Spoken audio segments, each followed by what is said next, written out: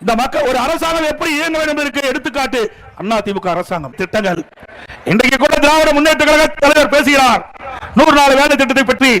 இதே திராவிட முன்னேற்ற கழக தேர்தல் அறிக்கையில் திரு ஸ்டாலின் அவர்கள் வாக்குறுதி தந்தார். திராவிட முன்னேற்ற கழகம் ஆட்சிக்கு வந்தால் 100 நாள் வேலை திட்டத்தை 180 நாளாக உயர்த்தப்படும் என்று. உயர்த்தினாங்களாமா? அத்தனையும் பொய். இன்றைக்கு மத்திய அரசாங்கம் அனைத்து இந்திய அண்ணா திராவிட முன்னேற்ற கழக கட்சி வைத்த கோரிக்கையின் அடிப்படையில் 100 நாள் வேலை திட்டத்தை 125 நாட்களாக உயர்த்தப்பட்டிருக்கிறது. ஆக திராவிட முன்னேற்ற கழகம் கொடுக்கப்பட்ட வாக்குறுதியை நிறைவேற்றவில்லை. அதே நேரத்தில் மத்திய அரசாங்கம் அனைத்து இந்திய அண்ணா திராவிட முன்னேற்ற கழகம் கொடுக்கப்பட்ட வாக்குறுதியை இன்றைய தினம் நிறைவேற்றிருக்கிறது.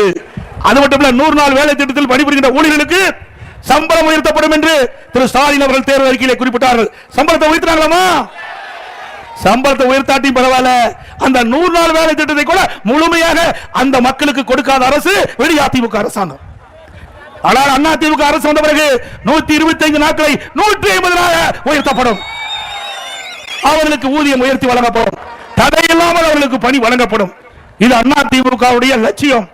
ஆனால் திராவிட முன்னேற்ற கழகம் தேர்தல் நேரத்தில் கொடுக்கப்பட்ட வாக்குறுதி எதுவுமே முழுமையாக நிறைவேற்றப்படவில்லை. சிந்தித்து பாருங்கள்.